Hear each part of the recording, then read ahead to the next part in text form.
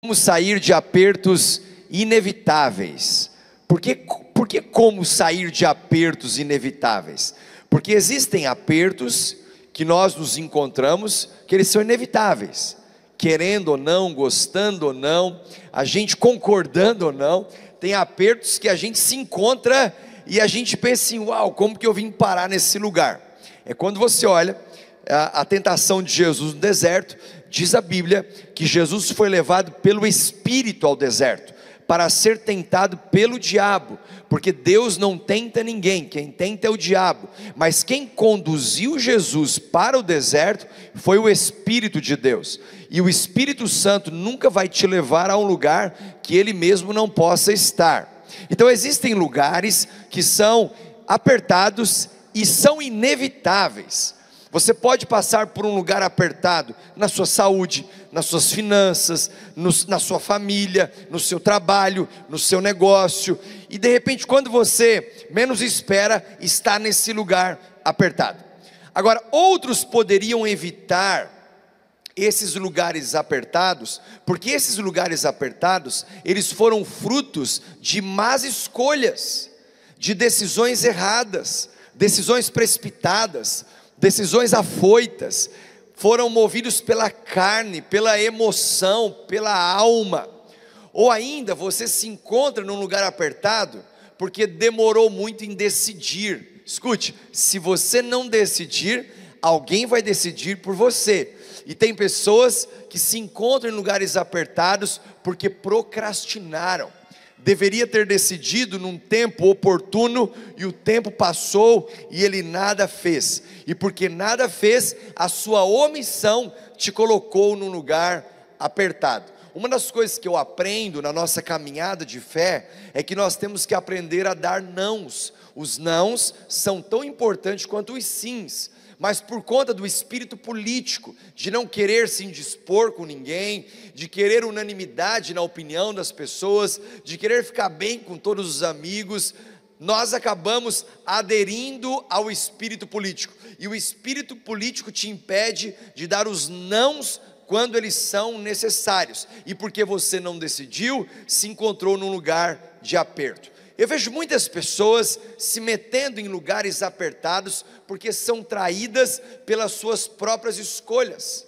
Falam ou deixam de falar, agem ou deixam de agir, entram, saem, lutam por uma causa, se posicionam, começam, param, se comprometem, depois descumprem com aquilo que se comprometeram, querem, depois não querem mais, avançam ou ainda recuam, e fazem tudo isso sem antes ter gastado pelo menos 5 minutos de oração, para saber, Deus, qual é a tua vontade? Deus, eu devo dar esse passo? Eu devo falar o que está vindo na minha mente? Eu devo agir segundo aquilo que eu estou sentindo no meu coração? Então, quando nós percebemos Deus nos chamando para um lugar onde nós podemos discernir todas as coisas, nós podemos evitar estar em lugares apertados que nós mesmos escolhemos, ou pelas nossas más decisões acabamos nos encontrando. A minha opinião, e eu quero dizer para você que não é uma questão de opinião o reino de Deus, a minha opinião, ela precisa se dobrar diante da vontade de Deus. O problema é quando a gente quer que a vontade de Deus se dobre à nossa opinião, se dobre ao nosso querer. Nem tudo que eu penso, nem tudo que eu quero, nem tudo que eu acredito precisa ser dito. É sabedoria nós escolhermos o que falar, quando falar, para quem falar, aonde falar, porque a Bíblia diz em Provérbios que no silêncio até o tolo passa por sábio. Tem horas que eu estou diante de uma pessoa, ouvindo suas opiniões, e se eu fosse falar tudo aquilo que eu penso, ou até mesmo aquilo que eu sei que outros pensam sobre aquela determinada pessoa, certamente ela não teria estrutura emocional para suportar. Então não é porque eu penso, ou os outros pensam, que deve ser falado. Nós temos que saber, Deus, como eu posso te representar?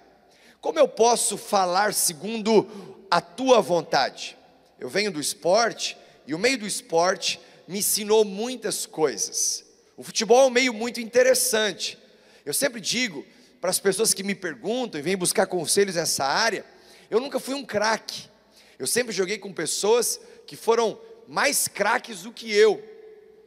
Agora, tinha uma coisa que era uma particularidade minha, eu sempre gostei muito de treinar, eu sempre me esforcei demais, fui disciplinado, e eu vi pessoas que tinham muito mais talento do que eu, pararem no meio do caminho, tinham muito mais condições do que eu, mas não foram tão longe quanto eu fui, por conta da disciplina, por conta da vontade de querer ir um pouco além, de querer acertar, enfim, eu amava fazer aquilo que eu fazia.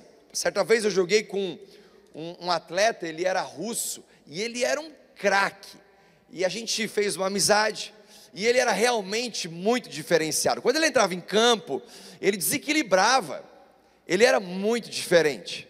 Mas pensa numa pessoa que era ruim de grupo. Aquilo que ele era diferenciado dentro de campo, quando ele saía do campo, ele criava inimizades com muita facilidade. Tem muitas pessoas que elas são boas naquilo que fazem, mas quando elas saem do seu momento de atuação, elas não jogam para o time, elas não são boas de grupo.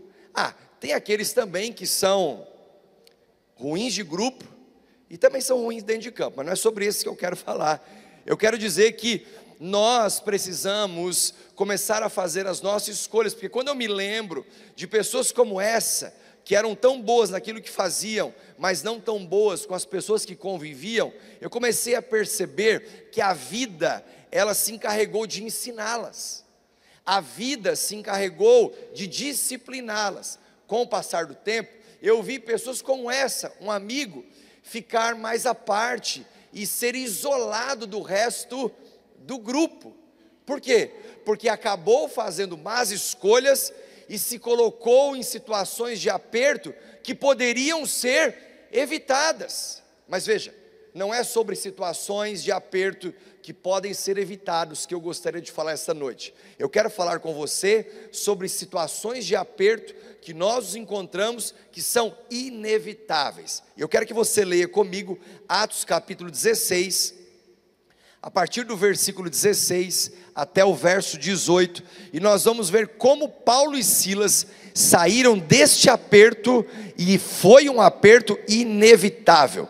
Não tinha o que eles fizessem para evitar aquele aperto, mas nós vamos descobrir passos que eles deram para sair destes apertos inevitáveis. Atos capítulo 16, versos 16 ao 18, diz assim: certo dia, indo nós para o lugar da oração, encontramos uma escrava que tinha um espírito pelo qual predizia o futuro.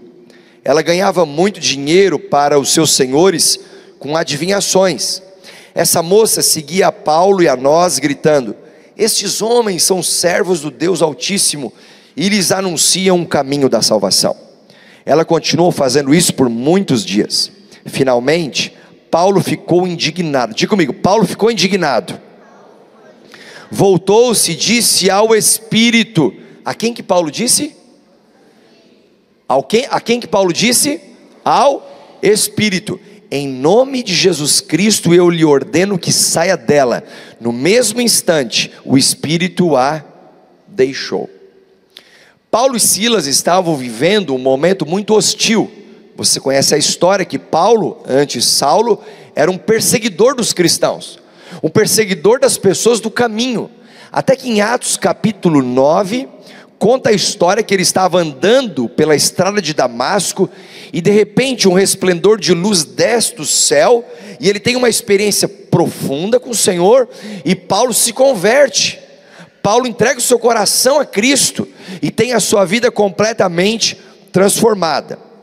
Foi tão profundamente transformada, que ele deixa de ser um perseguidor do Evangelho, e se torna uma pessoa perseguida por causa do Evangelho. E por onde ele passava, ele propagava a palavra de Deus, ele falava do amor de Deus, ele tinha uma intrepidez do Espírito, e ele levava a mensagem de salvação, e a mensagem do reino de Deus. Paulo e Silas estavam vivendo um tempo muito conscientes dos lugares que eles estavam entrando. Ainda que esses ambientes fossem tão hostis, eles estavam calculando os riscos dos posicionamentos que eles estavam tendo.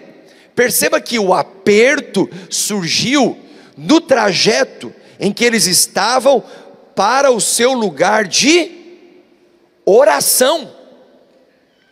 Sabe quando que eles se meteram num aperto?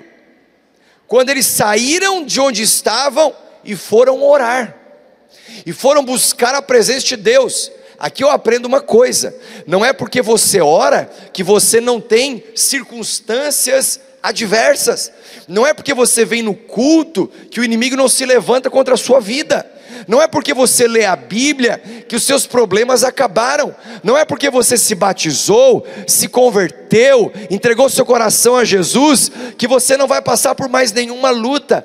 Ao contrário, Paulo e Silas estavam indo para o seu lugar de oração, e porque eles estavam indo para o seu lugar de oração, o inimigo se levanta, ele arma uma cilada, porque ele quer parar o mover de Deus.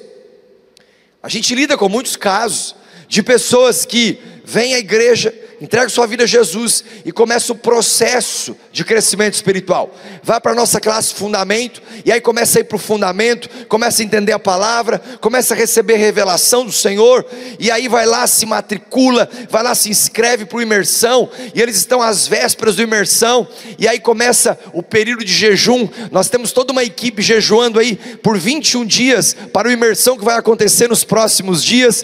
Por quê? Porque nós sabemos que nesta fase em que as pessoas estão decidindo se manter firmes na fé, o inimigo se levanta. Então vai chegando às vésperas do imersão, e a gente começa a receber as mensagens: olha pastor, eu não sei se eu vou, porque depois que eu decidi, é como se a minha casa vivesse um alvoroço. E a gente diz: sabemos do que você está falando. A pessoa, ela vai lá e ela dá o seu nome para o batismo, e aí vai chegar na véspera do batismo, e de repente dá um rebuliço no seu trabalho, e ela começa a pensar assim: eu acho que eu vou parar com isso, porque eu decidi me batizar depois que eu comecei a orar, depois que eu comecei para o culto, depois que eu fui na imersão, parece que a minha vida virou de ponta cabeça.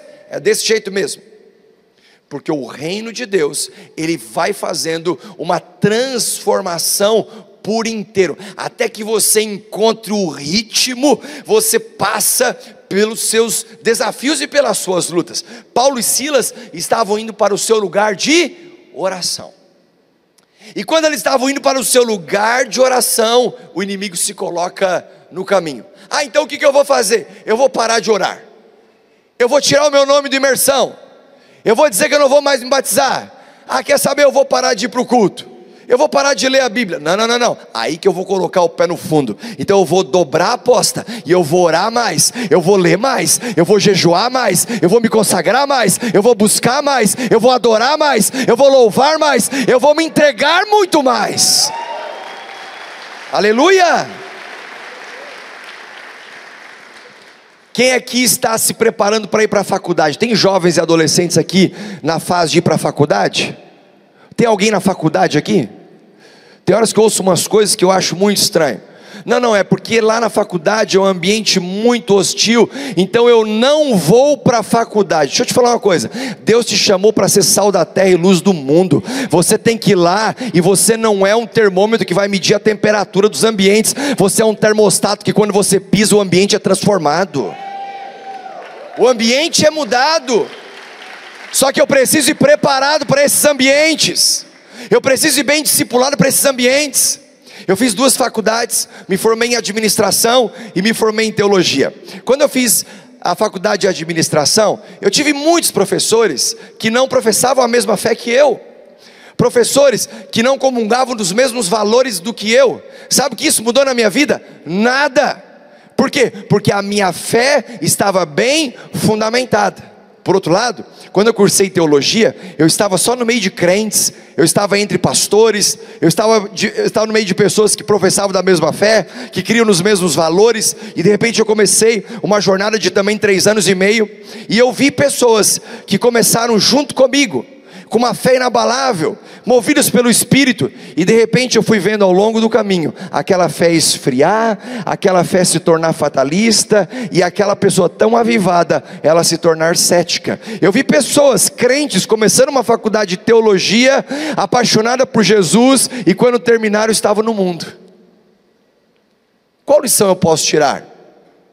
Que não tem a ver com o lugar em que eu estou, mas como eu estou. Porque eu posso ir para qualquer lugar, mas se eu estiver bem com Jesus, firmado na palavra, não importa se é no Brasil, se é na China, se é na África, não importa se é na faculdade, se é na escola, se é no bairro, não importa se é no futebol, se é no vôlei, se é em qualquer outro esporte, não importa se é nessa empresa A, B ou C, o que importa é como eu estou para o lugar que eu estou indo. E Deus, Ele vai permitir que você se encontre em alguns apertos, e esses apertos eles são inevitáveis. Agora, como sair destes apertos é que é o segredo que nós encontramos aqui nesse texto. Faz sentido? Quando os donos da escrava perceberam que Paulo e Silas se posicionaram e removeram do caminho não a mulher, mas os espíritos malignos que atuavam nela, e por isso a fonte de lucro dos seus donos secou, e foram acusar Paulo e Silas diante da justiça por serem perturbadores da cidade.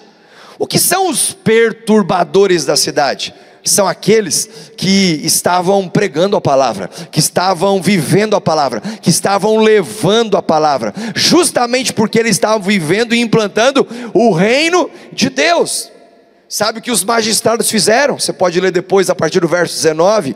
Eles mandaram com que tirassem as roupas deles, para que eles passassem uma vergonha pública, nus, completamente, diante de uma sociedade. Eles foram açoitados, passando pela dor, passando pela humilhação, e eles foram lançados na prisão, um lugar apertado. Diga comigo, um lugar apertado, um lugar escuro.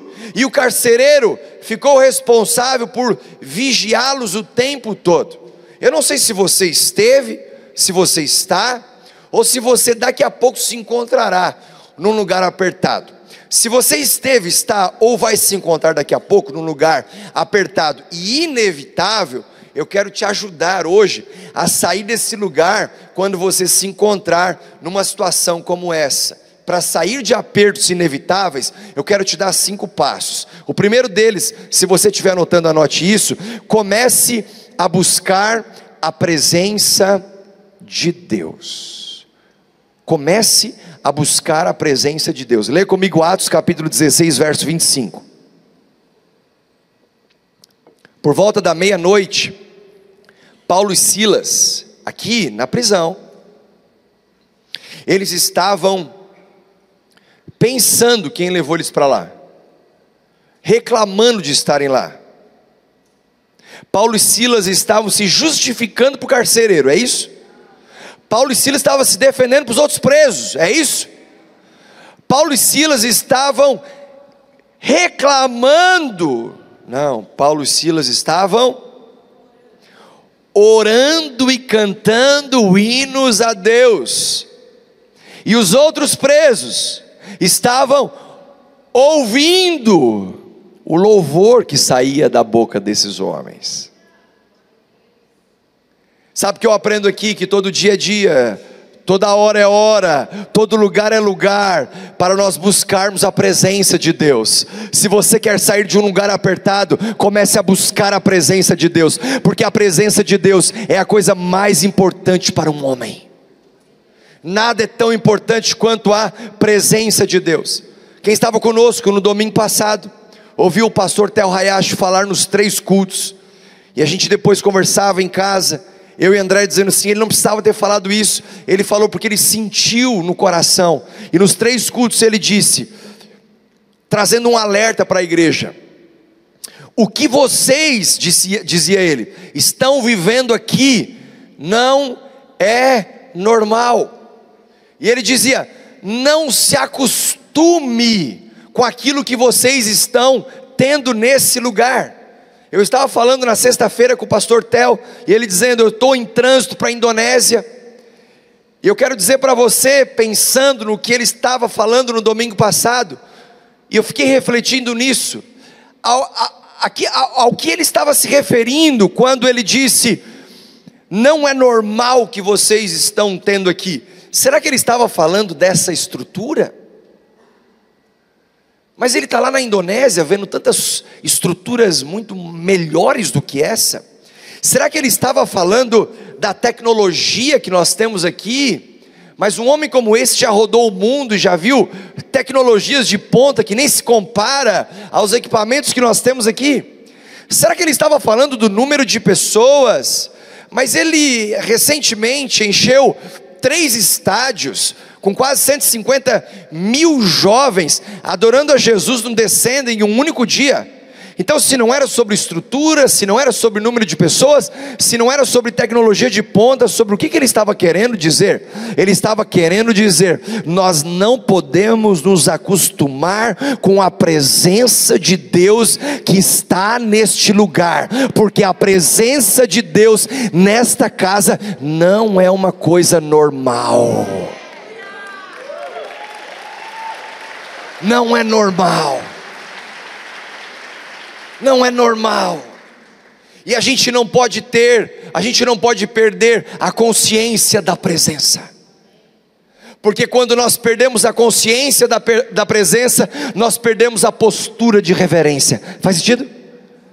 E quando nós temos uma postura de reverência, porque nós temos a consciência da presença, nós atraímos a glória de Deus, o favor de Deus, a unção de Deus. Há um óleo que está sendo derramado sobre a sua cabeça nesse tempo. O junho profético liberou um óleo sobre a sua cabeça, e esse óleo está te preparando para os seus próximos 6 meses. Coloca a mão na sua cabeça agora e ore comigo dizendo assim: Pai, aumenta o óleo. Mais uma vez diga: derrama do óleo, intensifica o óleo. Diga: eu quero da tua unção. Diga: aumenta o poder da tua presença. Diga assim: Senhor, a minha mente precisa da consciência da presença. Diga: me ajude a reverenciar a tua presença. Aleluia. A presença, a busca pela presença. Você quer sair de lugares apertados? Comece a buscar a presença. Comece a buscar a presença. Há uma presença aqui. Há um óleo nesse lugar. As pessoas estão entrando nesta casa e elas estão sendo libertas de anos de vícios. As pessoas estão entrando nessa casa e estão sendo transformadas, porque estão começando a buscar a presença. Aleluia. Qual que é o perigo de nós nos acostumarmos com a presença de Deus? A desonra. Quando a gente se acostuma e acha que tudo é normal, que tudo é natural, nós começamos a desonrar e não percebemos mais o movimento do Espírito. Ora, o Espírito vai vir como pomba, assim como ele desceu em forma corpórea como pomba no batismo de Jesus. E uma voz que dizia: este é o meu filho amado, em quem eu tenho prazer. Então, ora, o Espírito se manifesta como pomba, ora, ele se manifesta como um vento, ora, ele vem como um sopro, ora, o Espírito vem como um fogo, e ele vai se alastrando por onde passa, e queimando, e a gente passa a queimar na presença do Espírito. Quer sair de lugares apertados? Fale menos e busque mais a Deus. Se justifique menos e clame mais a Deus. Pare de buscar estratégias humanas e busque as estratégias dos céus. O que Paulo e Silas fizeram à meia-noite? Buscaram a Deus. É tempo da igreja buscar mais a Deus, clamar mais a Deus, orar mais a Deus, se consagrar mais a Deus. Faz sentido? Então, quando nós perdemos a consciência da presença, corremos o risco da desonra. E honra não se exige, honra se oferece. Você está aqui nesse culto, eu não sei o quanto você percebe a presença nesse lugar. Você não está vendo Deus te exigir honra. Você não viu, não ouviu, não sentiu em nenhum momento Deus exigir com que você levantasse as mãos na hora do louvor. Ele não te exigiu adorá-lo. Ele não exigiu de nós que cantássemos, porque honra não se exige, honra se oferece. Você só dá o que tem. Se você tem honra a dar a Deus, honre a Deus, e o nome do Senhor é glorificar. Então o primeiro passo para você sair de lugares apertados, comece a buscar a Deus. Segundo passo, para a gente sair de lugares apertados, lugares que são apertados, porém inevitáveis. Eu não estou nesse lugar apertado porque eu me coloquei lá. Eu estou nesse lugar apertado porque faz parte do processo de transformação de Deus, de discipulado da minha vida. Como que eu saio? Segundo, abra espaço para o mover sobrenatural. O mover sobrenatural precisa de espaço. Nós precisamos dar espaço ao mover de Deus. Nós precisamos dar espaço ao Espírito Santo. Nós estávamos ali no culto das 17 horas, quando nós estávamos chegando, uma jovem nos aborda, eu e André, e ela dizendo assim: no primeiro culto do junho profético, o pastor falou sobre ver uma porta aberta no céu. Quem lembra? Apocalipse capítulo 4. Eu vi uma porta aberta no céu. Suba para cá e eu te mostrarei o que deve acontecer depois destas coisas. E ela disse assim, que ela estava tendo um tempo com Deus, e o Espírito Santo falou: desenhe o que você está vendo. E ela começou a desenhar uma porta, e era uma porta aberta no céu. Quando nós olhamos, um desenho muito maravilhoso, e nós estávamos no momento da adoração, a Andréia olhou para mim e ela falou: amor, você percebe que essa porta, ela não tem fechadura. Essa porta é a porta do Espírito. Essa porta, ela está aberta. Essa porta, ela está escancarada. Eu comecei a pensar nisso. Porém o Espírito, ele é manso. Então os nossos movimentos precisam abrir espaço para o mover sobrenatural do Espírito. Faz sentido? O mover sobrenatural do Espírito. Atos capítulo 16, verso 26. De repente, olha isso, houve um terremoto tão violento que os alicerces da prisão foram abalados. Imediatamente todas as portas se abriram e as correntes de todos se soltaram. Eu gosto dessa parte do texto que diz de repente. Eu acho interessante, porque de repente, o de repente leva tempo para acontecer. Leva muito tempo para acontecer.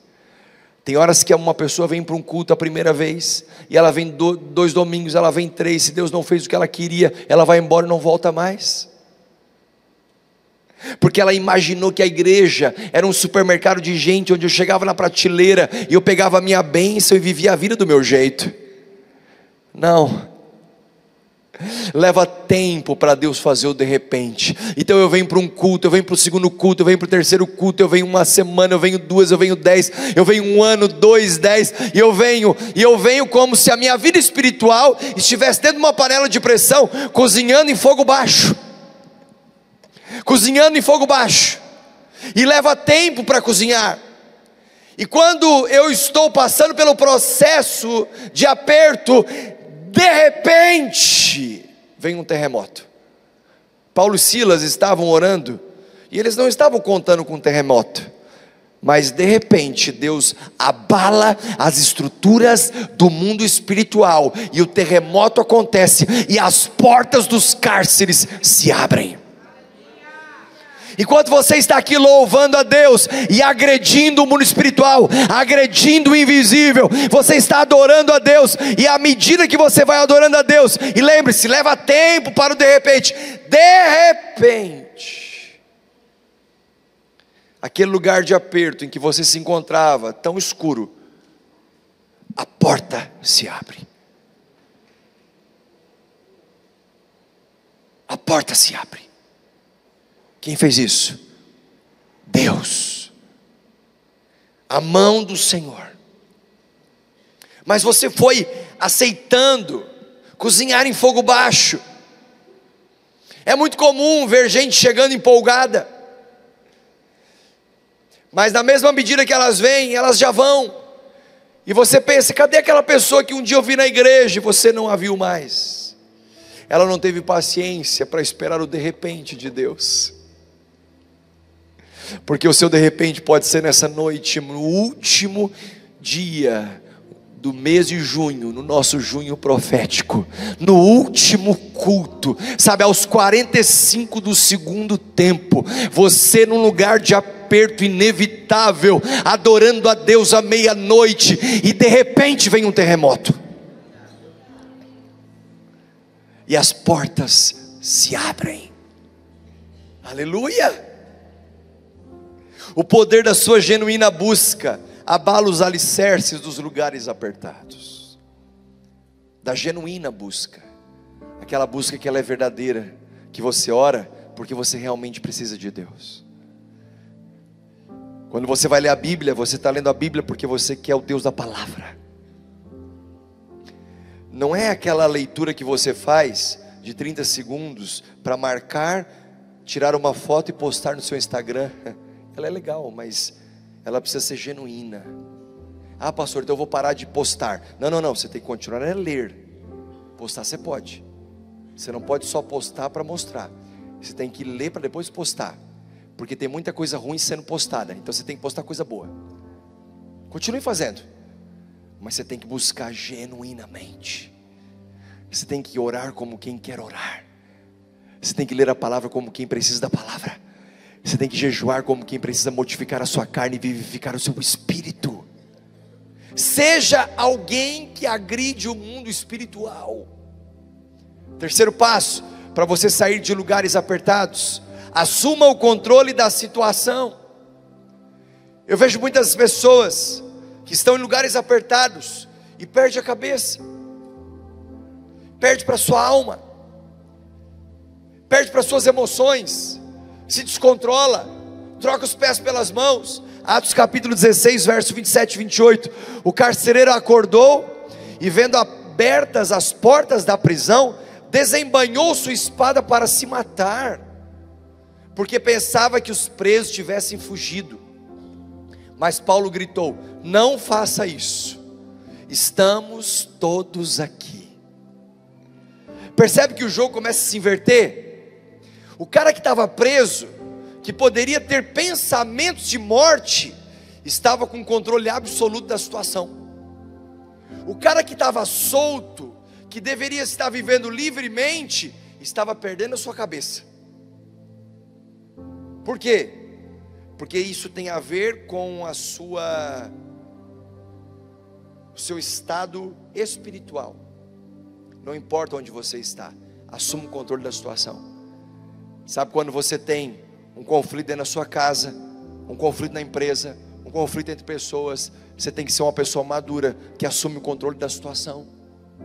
O carcereiro pensou: agora eu vou acabar com a minha vida. Paulo diz: calma, está tudo bem, eu estou aqui, eu não vou sair correndo, fica tranquilo, fica tranquilo. Quando você busca a presença de Deus e abre espaço para o mover sobrenatural, e começa então a agredir o mundo espiritual, é muito comum no primeiro momento tudo parecer fugir do controle, você começar a ver as coisas escorregando pelas suas mãos, e o desespero querendo tomar conta das pessoas. e parecendo que tudo vai virar um caos. Mas uma pessoa cheia do Espírito Santo assume o controle da situação. Eu profetizo sobre a sua vida que vai ter muito carcereiro vendo as portas das suas prisões abertas. Pessoas que foram colocadas para te vigiar, para te observar, para te medir, elas vão ficar confusas com o poder libertador que agiu na sua vida. É por isso que Deus pega as coisas loucas deste mundo para confundir as sábias. E aquele que estava sem condição assume o controle de toda a situação. Quarto passo, para você sair de lugares apertados: nunca ignore uma possibilidade de mudança, nunca. As pessoas mudam, os ambientes mudam, as circunstâncias mudam. Atos capítulo 16, verso 29 e 30 diz: o carcereiro pediu luz. Qual carcereiro? Aquele que estava pensando em se matar. Ele pediu luz, entrou correndo e trêmulo, prostrou-se diante de Paulo e Silas. Então levou-os para fora e perguntou: senhores, o que eu devo fazer para ser salvo? Não se assuste se as pessoas começarem a entrar por aquela porta trêmulas. Pessoas que estavam acostumadas a te vigiar, a olhar para você, a te medir, a te julgar, e de repente elas te procurarem para dizer: o que você tem que eu quero viver também? O que aconteceu com você? Antes a sua vida parecia tão apertada, mas agora, eu preciso descobrir o que você descobriu. Não se assuste se as pessoas que um dia estavam cuidando da sua vida batam na porta da sua casa para saber como fazer para ter o que você tem. Como fazer para ter o Deus que você serve. Como fazer para encontrar salvação. Então o carcereiro, ele entra trêmulo, pedindo luz. Aplicando esse texto, tem muitas pessoas que estão precisando de luz, de entendimento, de clareza, porque estão vivendo uma vida fora do propósito de Deus. E para terminar, o quinto passo, para você sair de lugares apertados: pregue a palavra em todas as oportunidades. Pregue a palavra. Você tem uma oportunidade? Pregue a palavra. A gente não sabe se vai ter uma outra oportunidade. Hoje você tem, então pregue hoje. Se amanhã você tiver, pregue amanhã. Pregue no barbeiro, pregue no cara que lava o seu carro, pregue para o seu vizinho, pregue para o colega de trabalho, pregue para o seu amigo na escola, pregue na faculdade. Pregue, pregue, pregue para o carteiro, pregue para o cara que vai entregar a comida na sua casa, pregue, o tempo inteiro pregue. Diz o texto, Atos capítulo 16, verso 31 a 34, eles responderam: creia no Senhor Jesus e serão salvos você e os da sua casa. E pregaram a palavra de Deus a ele e a todos os de sua casa. Naquela mesma hora da noite, o carcereiro lavou as feridas deles. Em seguida, ele e todos os seus foram batizados. Então os levou para sua casa, serviu-lhes uma refeição, e com todos os de sua casa alegrou-se muito por haver crido em Deus. É hora de nós nos levantarmos para pregar para o mundo, para discipular o mundo, senão o mundo vai nos discipular. É hora de nós assumirmos o controle da situação e levarmos o evangelho, senão nós vamos ser engolidos pela cultura desse mundo. O carcereiro foi tão impactado, que ele levou o evangelho para dentro da sua casa. A casa inteira, a família toda experimentou o poder de Deus. Só que eles foram além. Não foi só um friozinho na barriga que eles sentiram naquele momento. O terremoto veio, você veio para um culto e de repente você sentiu um friozinho na barriga. Isso já é muito bom, porque tem gente que não sente mais nada. Não é só você conversar com o irmão, e aí você está falando de uma coisa de Deus, testemunhando, e de repente você percebe que algo aconteceu diferente, e você olha para ele e diz assim: olha aqui, ó, me arrepiei todo. Não é assim? Me arrepiei todo. Isso é bom também, porque tem gente que nem arrepia mais. Eu só quero dizer para você que não é só o friozinho na barriga e o arrepio. É abrir a porta da casa, dizer para o Paulo e Silas: vem comigo. Falar para a família: eu entreguei minha vida a Jesus. Paulo e Silas, prega para essa turma. A turma inteira se rende a Jesus. E agora? Agora nós vamos ser batizados. Aí a gente vai para o batismo. E depois? Não, depois eu vou continuar a minha vida até Jesus voltar. É desse jeito. E o que eu faço daqui para frente? Você vai para o outro carcereiro e prega. Você vai para o outro preso e prega. Você vai para o outro vizinho e prega. Você vai para o outro irmão e prega. Você prega. Prega a palavra. Porque hoje nós temos oportunidade de pregar. Quem recebe essa palavra em nome de Jesus? Fique